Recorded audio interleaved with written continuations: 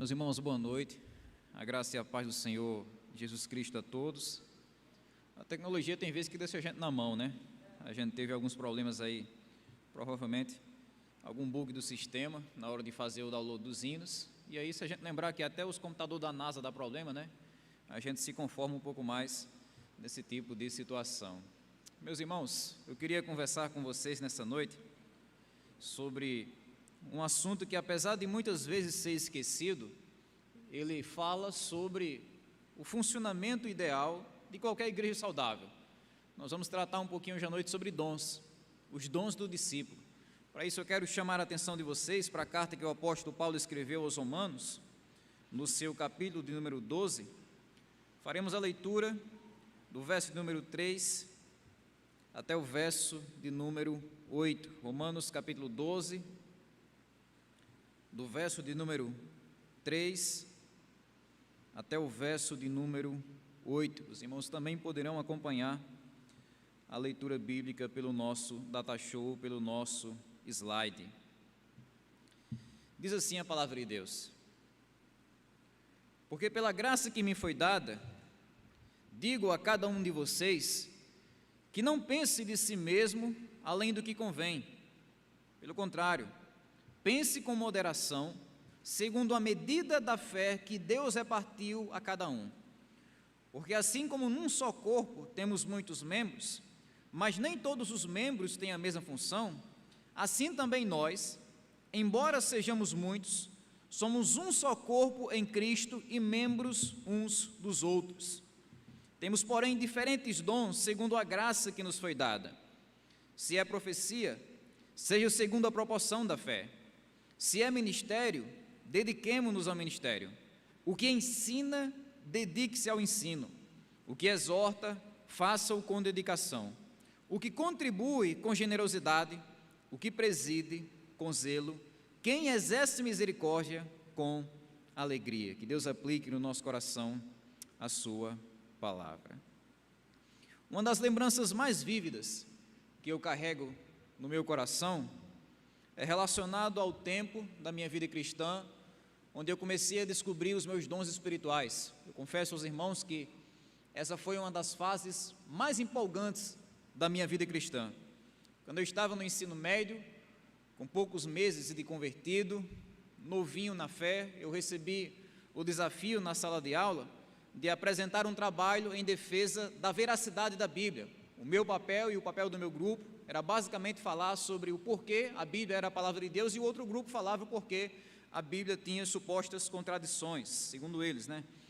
E eu lembro que ao terminar a apresentação daquele trabalho, eu comecei a ouvir alguns comentários da turma de que eles começavam a dizer que eu era um pregador. Olha, você tem o dom de pregar. Naquele dia, ao apresentar aquele trabalho, eu basicamente virei ali o pastor da turma, o pastor da sala de aula. E apesar de começar a receber esses comentários com um certo ceticismo no meu coração, a longo prazo eu comecei a examinar a possibilidade de servir a Deus dessa forma, a possibilidade de servir a Deus pregando a Bíblia, ensinando a Bíblia, falando sobre a palavra de Deus.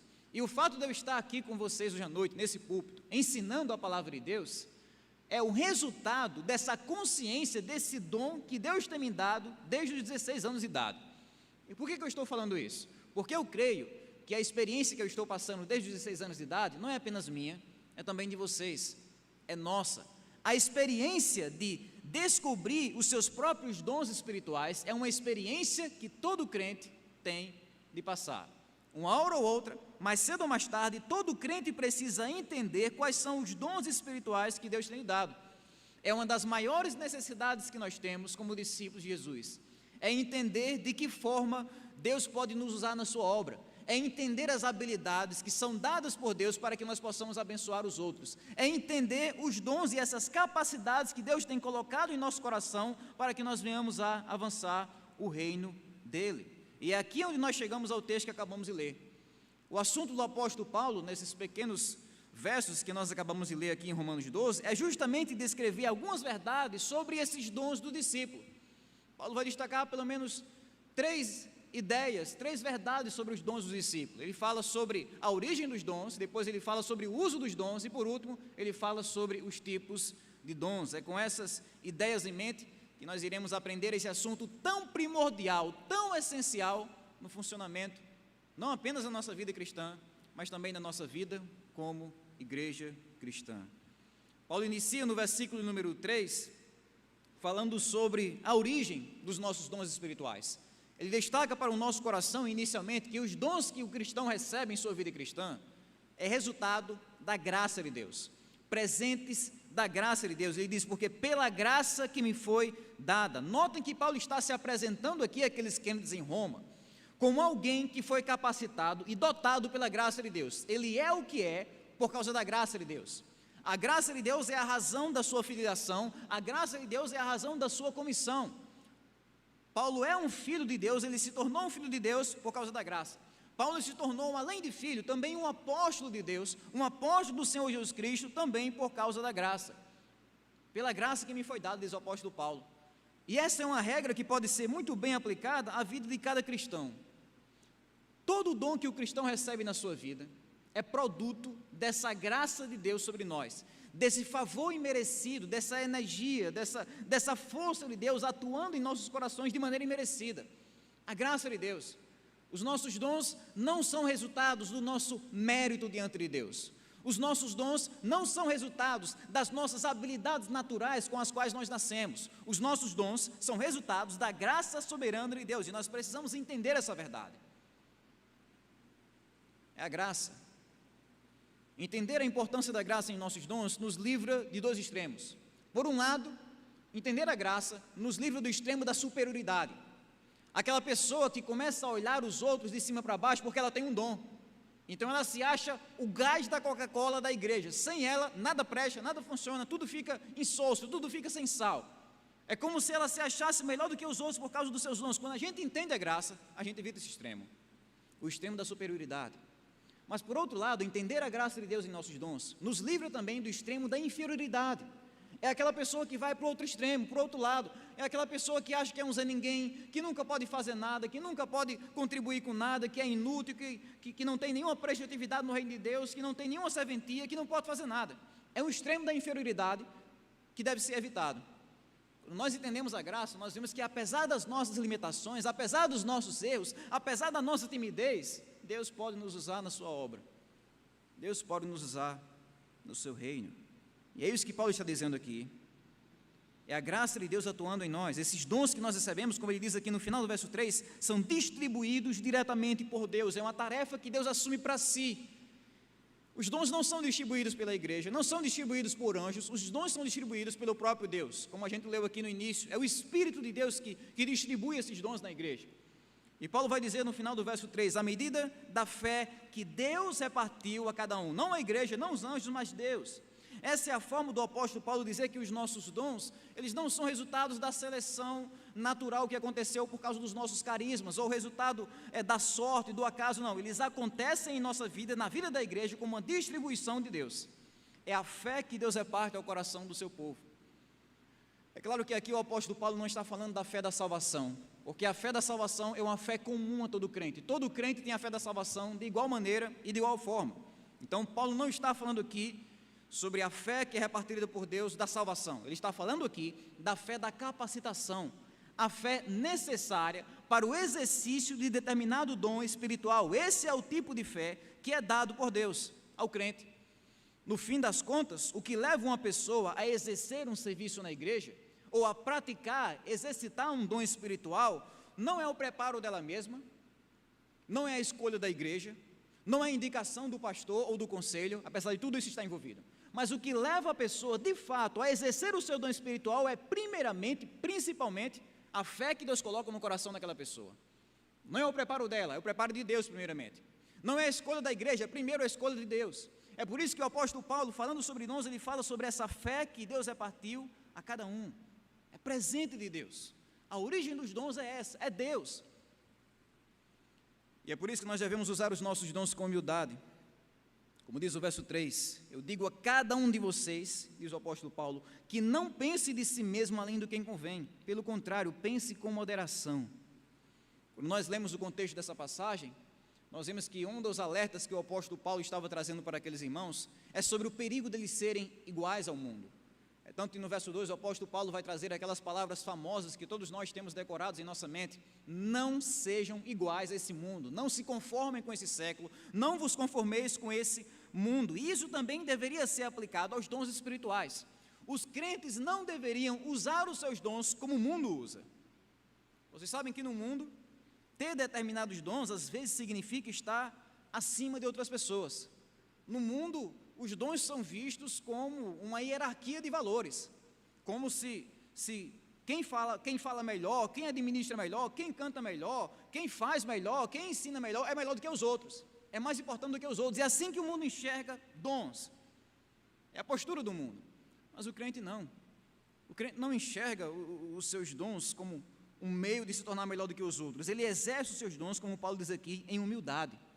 Numa cultura que está obcecada pela vaidade pessoal, o crente exerce os seus dons, as suas habilidades dadas por Deus, para servir, para abençoar, para fortalecer a vida dos irmãos, não como um meio de autopromoção, de autovalorização, de autoexaltação, mas como um meio de servir o seu próximo em humildade no coração. É por isso que Paulo diz: eu quero que vocês não pensem além da conta, não subam a bola de vocês, não se achem melhor do que os outros, pense com moderação.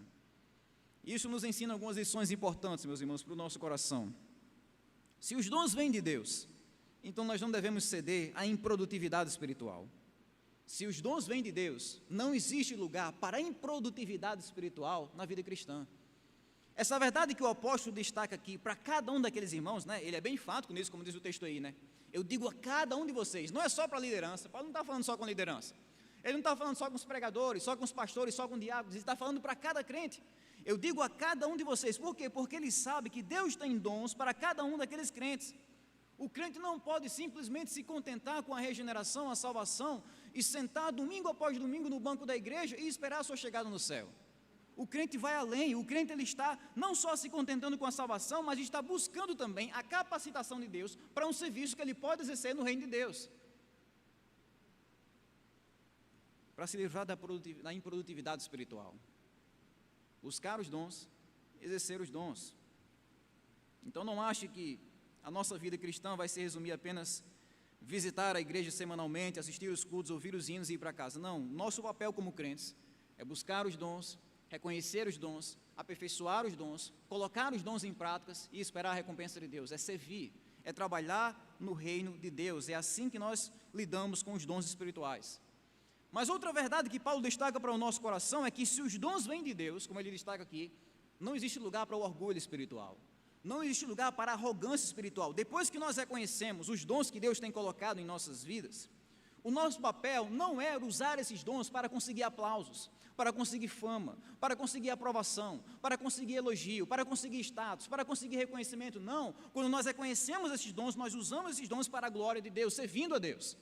Mesmo na simplicidade dos dons que recebemos, mas usamos para servir a Deus. Quer seja um dom de grande visibilidade, onde todo mundo vê o que você está fazendo, quer seja aquele dom que age nos bastidores, longe dos olhares dos homens e dos crentes, apenas de Deus, mas o fato é que você está usando esse dom para a glória de Deus, não para a sua glória. Nós usamos os nossos dons, não para receber algo dos nossos irmãos, mas para servir os nossos irmãos, para compartilhar com os nossos irmãos aquilo que temos recebido de Deus. É assim que usamos os nossos dons de forma moderada. E prosseguindo no texto, nós vemos que esse é o assunto que Paulo vai desenvolver do verso 4 ao 5, ele vai falar sobre o uso dos dons. No verso 4, o apóstolo Paulo vai salientar de início que nós devemos usar os nossos dons em unidade. Ele diz assim no início do versículo: porque assim como num só corpo, não é que cada crente é um corpo, não. Nós, como crentes, somos um só corpo. A Bíblia tem muitas ilustrações para descrever a igreja. Então a igreja às vezes é descrita como um rebanho, às vezes ela é descrita também como uma noiva, é descrita como um templo, como um edifício, como um povo, é descrito como uma família. Mas uma das ilustrações mais comuns que o apóstolo Paulo utilizava no seu ministério é descrever a igreja como um corpo. Nós, de uma maneira geral, nós somos um corpo, nós somos membros uns dos outros, nós fazemos partes dessa mesma unidade. E um dos aspectos dessa ideia da igreja ser um corpo é mostrar que nós estamos ligados uns aos outros. é mostrar que nós estamos conectados uns aos outros, nós pertencemos uns aos outros, não é que nós estamos isolados, cada um por si, não, é a igreja como um todo estando conectada. Então Neemias é a mão desse corpo, Juninho é a perna desse corpo, Cauã é o braço desse corpo, Moésia é o ombro desse corpo, é a ideia de cada crente sendo uma parte desse corpo, estando conectados. É por isso que os dons, eles são usados em unidade, porque nós somos um só corpo e estamos ligados a uma só cabeça. Na sequência do texto, nós vemos o apóstolo Paulo aprofundando esse assunto, falando que apesar de sermos um só corpo, existe diversidade entre nós. Ele diz no verso 4, a parte final: temos muitos membros, mas nem todos os membros têm a mesma função. É o que Paulo está deixando claro aqui. O fato de nós sermos um só corpo não quer dizer que nós temos uma só função. Não, há uma diversidade, há uma diferença. Cada membro do corpo vai ter um papel específico, cada membro desse corpo, cada crente vai ter uma função específica para exercer nesse corpo que chamamos de igreja. São essas diferenças que existem entre nós. Nós somos chamados a trabalhar em diferentes áreas da igreja. Nós somos chamados a exercer diferentes dons no reino de Deus, e é preciso que nós entendamos essa verdade. Porque é através dessas diferenças que nós complementamos, que nós completamos uns aos outros. Nós pertencemos uns aos outros, servimos uns aos outros e completamos uns aos outros. É o que Paulo diz no verso 5. Os dons são usados em complementaridade. Ele diz: assim também nós, embora sejamos muitos, nós somos um só corpo em Cristo e membros uns dos outros. Essa é a forma do apóstolo Paulo destacar a necessidade que nós, como crentes, temos uns dos outros.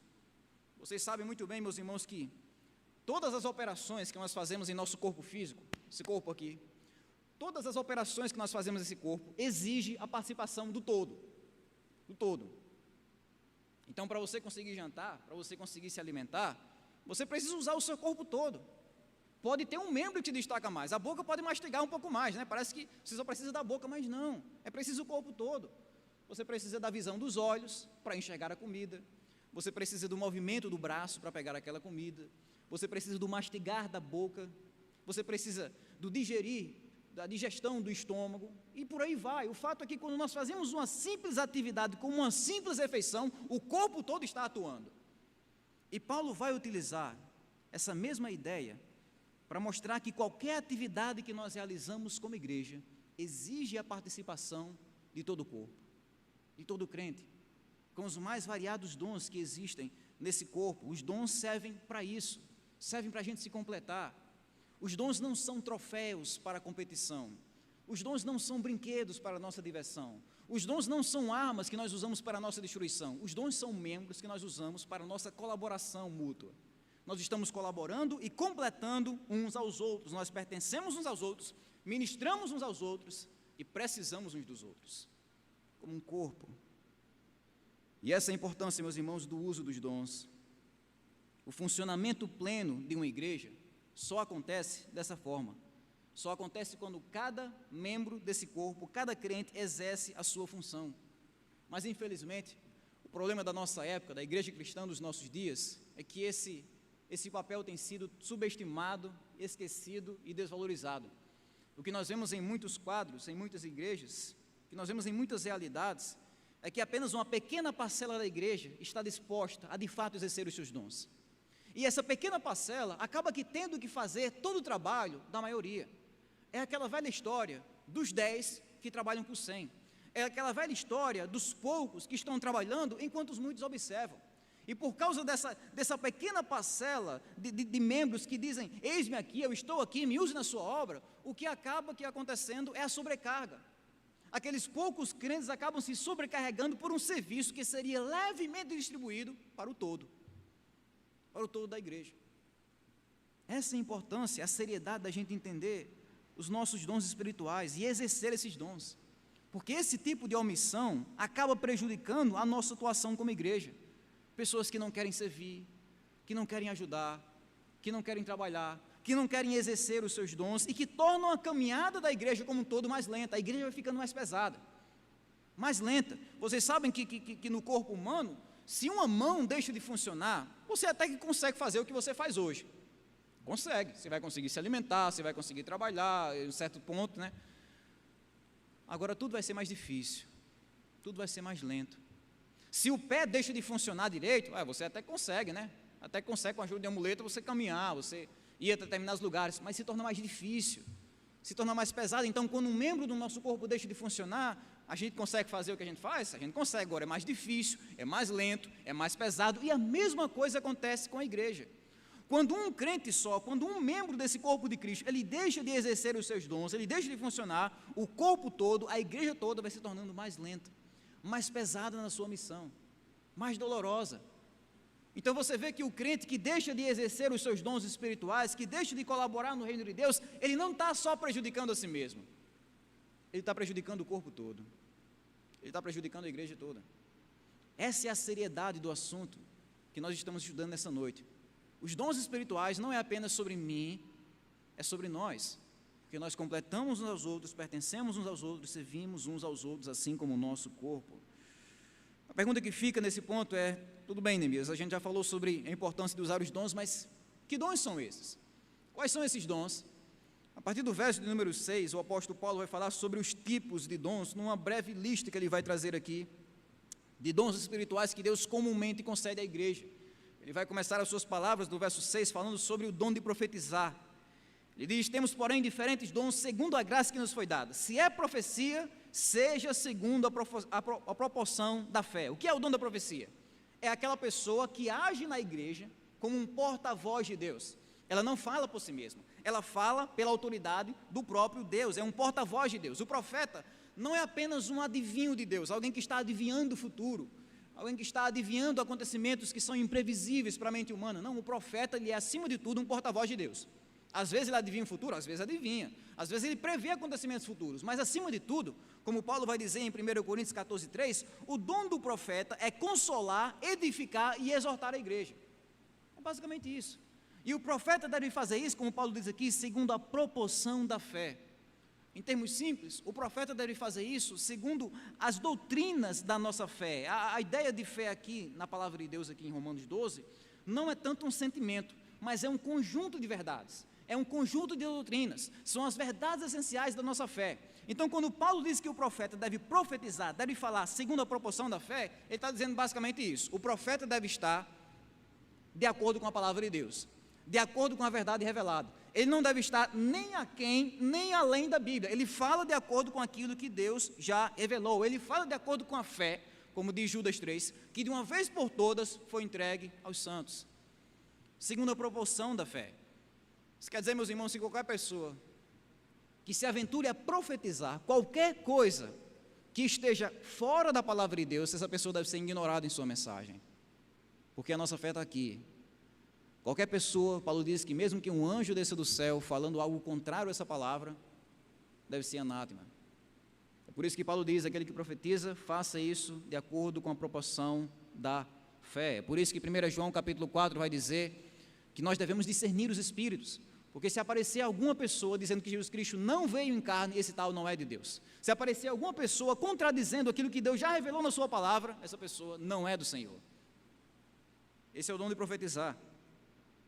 Paulo diz também que existe na igreja o dom de ministrar, né? O verso 7, se é ministério, dediquemo-nos ao ministério. A palavra ministrar aqui significa basicamente serviço. Serviço.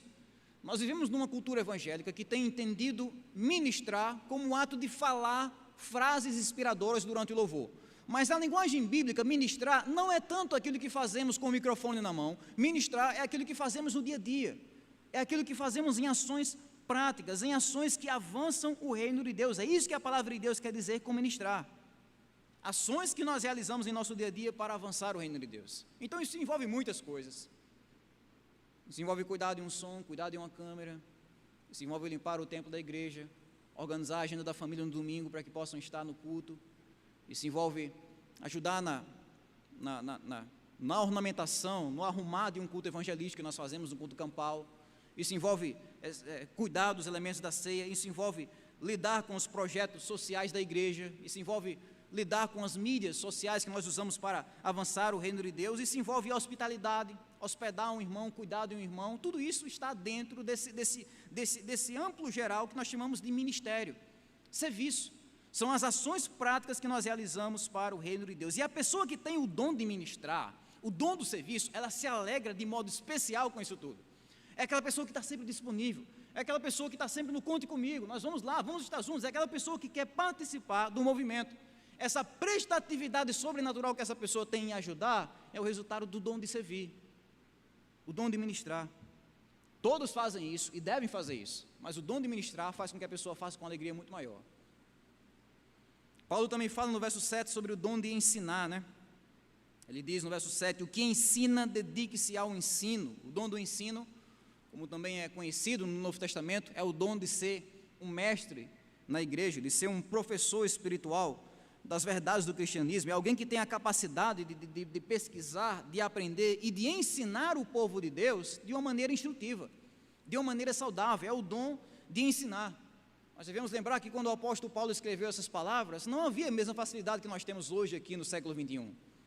A Bíblia não estava na mão de todo mundo, a Bíblia não estava nem sequer completa, o Novo Testamento ainda estava sendo formado, e não estava impresso num único livro, num único lugar onde poderia se consultar toda a verdade. Não, havia fragmentos da palavra de Deus, da tradição apostólica naquela época, e os mestres daquele tempo, os professores, os pregadores daquele tempo, eles tinham acesso a esses fragmentos, liam, decoravam, porque não podia tirar de lá, muitas vezes, decoravam e transmitiam isso para o povo de Deus.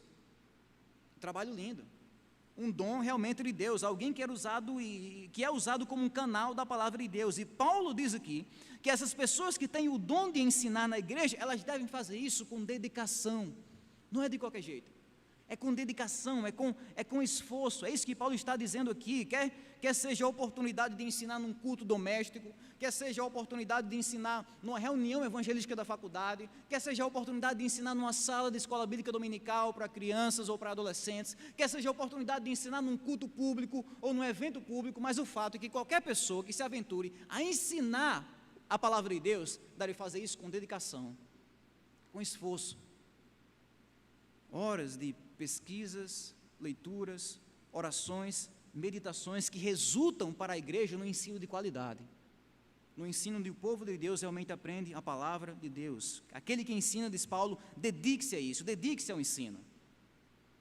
E Paulo também fala sobre o dom de exortar, chegando aqui ao verso 8, ele diz: o que exorta, faça-o com dedicação. É bom enfatizar aqui e colocar os pingos nos is, porque muitas pessoas têm um entendimento pejorativo da palavra exortação. Na mente de muitas pessoas, a exortação é como se fosse um famoso carão.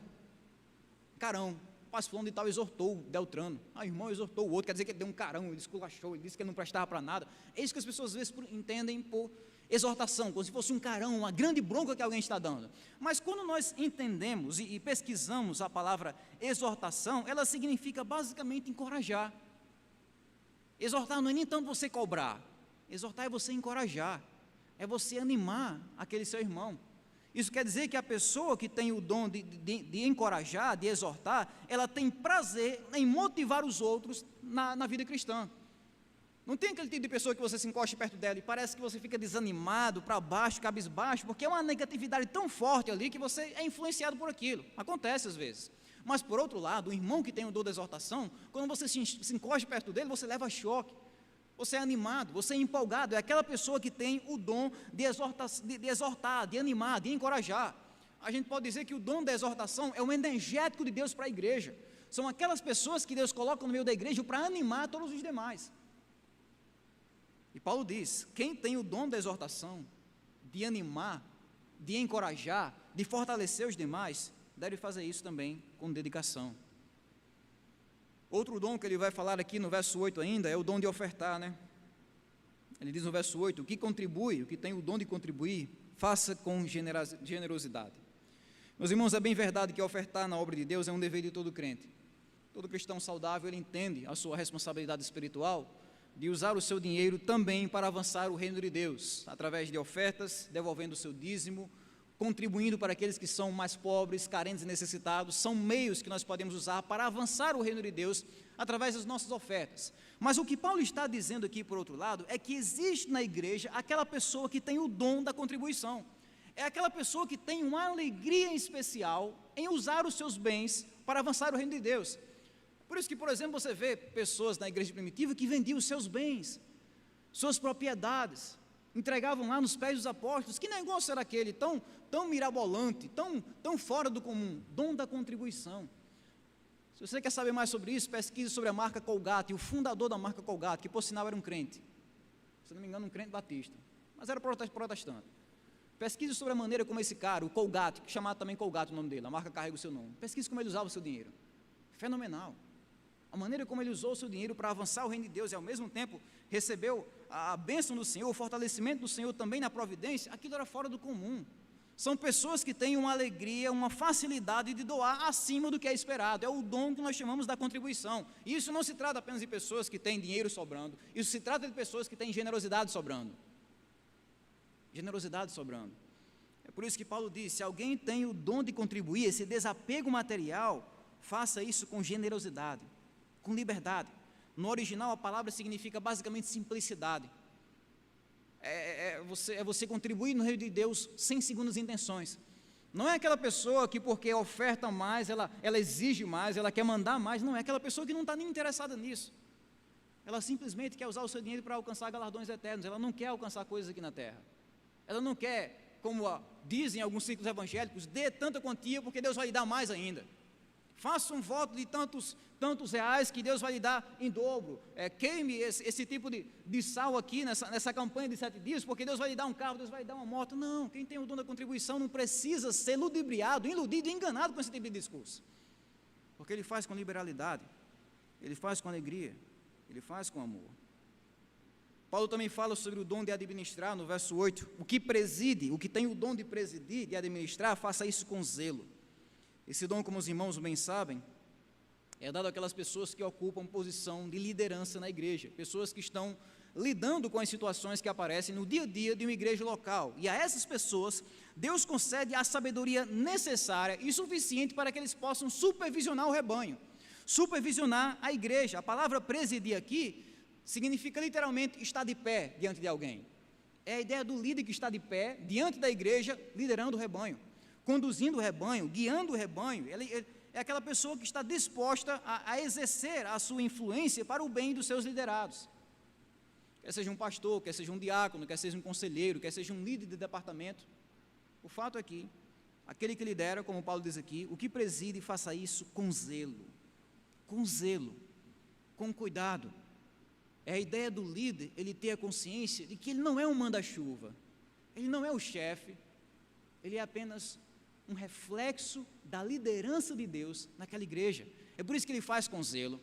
Ele não vai usar a sua influência para enganar as pessoas, ele não vai usar a sua influência para tirar proveito das pessoas, ele não vai usar a sua influência para se gabar, ou para ostentar, ou conseguir proveito pessoal. Não, ele evita isso, porque o objetivo do líder, segundo o coração de Deus, que preside com zelo, é ser um reflexo da liderança pura, santa e sincera de Deus. É por isso que Paulo diz: quem preside, quem lidera, quem administra, faça isso com zelo. E em último lugar, Paulo fala também sobre o dom de ajudar. O dom de ajudar. Novamente, todo cristão deve ajudar. Irmãos, há uma riqueza tão grande nesse texto, que eu acho que se eu fosse dividir isso aqui, dava 7 sermões. 7. Não dá para a gente abranger tudo, mas de um certo modo, todos esses dons que nós estamos utilizando, num certo grau, fazem parte da nossa vida. Todo crente serve, todo crente contribui, todo crente lidera. Isso é verdade, em diferentes graus, em diferentes níveis, mas o fato é que existem algumas pessoas que são capacitadas de modo especial. No caso aqui, Paulo está dizendo que existem pessoas na igreja que são dotadas, capacitadas com a misericórdia especial de Deus. Quem exerce misericórdia, faça isso com alegria. Vocês sabem que qualquer pessoa que convive na igreja sabe que, assim como Jesus Cristo, a igreja sempre vai ser um imã que vai atrair pessoas carentes. Nessa porta sempre vão estar entrando pessoas destruídas, pessoas atravessando lutas, pessoas desesperadas, pessoas que estão em luto, pessoas que estão em depressão, que estão em ansiedade, que estão presas nos seus pecados, pessoas que estão destruídas por dentro, por fora, economicamente, psicologicamente. A igreja, como Jesus era, ela sempre vai ser um imã para as pessoas destruídas. Faz parte da nossa missão e da nossa caminhada. E uma das formas de Deus fazer com que a igreja venha lidar com esse quadro é dando o dom de misericórdia a algumas pessoas. O dom da misericórdia. Aquele que exerce misericórdia são pessoas que estão na igreja e elas têm uma empatia especial pelo próximo. elas são extremamente sensíveis à situação do outro, extremamente compassivas diante daquele que está sofrendo, gostam de ouvir, gostam de conversar, gostam de visitar, gostam de conhecer, gostam de orar pela pessoa. É aquela pessoa que tem uma solidariedade especial em ajudar aqueles que estão abatidos. É o dom da misericórdia. O dom da misericórdia. Como eu falei, todos devem fazer isso, mas tem alguns crentes, como Paulo diz aqui, que recebem esse dom em específico. E Paulo diz que esses crentes devem fazer isso com alegria. Não é por pena, não é por obrigação, não é pelo peso da imposição de algum cargo que foi colocado sobre ela, não. Eles fazem isso com alegria. É aquele crente que distribui a misericórdia e se alegra nisso, sabendo que ele está sendo um instrumento vivo na restauração das pessoas. É aquele crente que tem alegria em compartilhar com o outro a misericórdia que ele mesmo recebeu de Deus. É por isso que Paulo diz: quem tem o dom da misericórdia, faça isso com alegria. Esses são apenas alguns dos dons que são enumerados por Paulo aqui. Essa é apenas uma amostra grátis, isso quer dizer que tem muito mais dons, mas essa é apenas uma amostra grátis das muitas formas que nós podemos servir a Deus.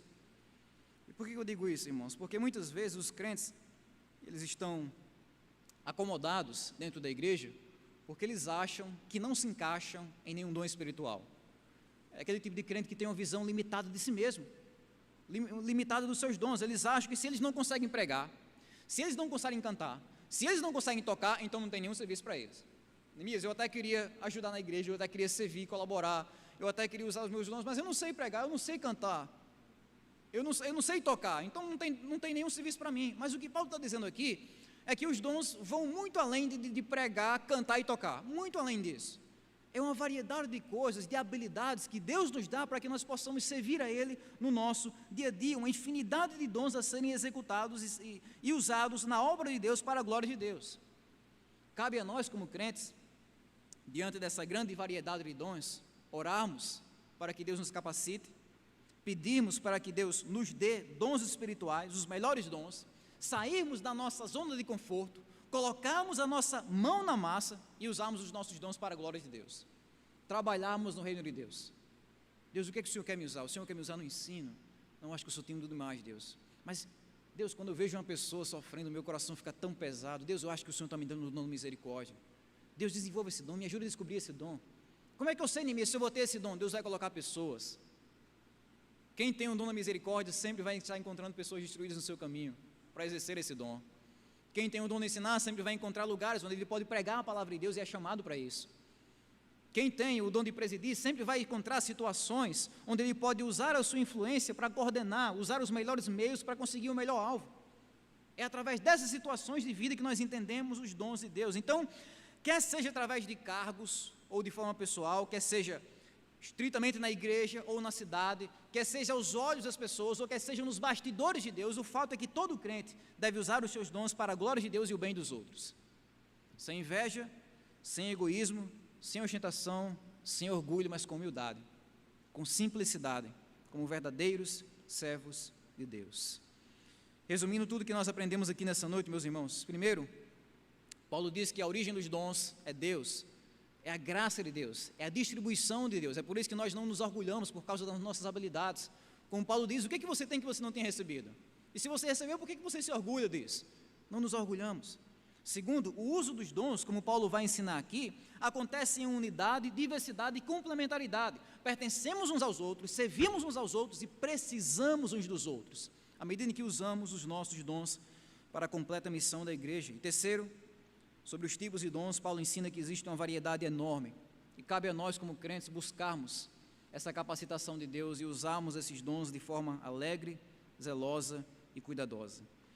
A minha oração, meus irmãos, é que nesse período de pandemia, onde a igreja, de forma geral, tem sofrido com tanta omissão espiritual, que tem tornado a caminhada da igreja muitas vezes lenta, que Deus levante cada vez mais os nossos corações, desperte os nossos corações para a importância da nossa contribuição no reino de Deus, usando os nossos dons, para a importância da nossa participação no movimento do reino de Deus, usando as habilidades que Deus tem colocado em nossas mãos, e que assim nós, como um corpo completo e totalmente funcional, venhamos a usar os nossos dons para cumprir a nossa missão como igreja. Que Deus continue nos abençoando e que despertando cada vez mais os nossos corações para a importância dos nossos dons espirituais.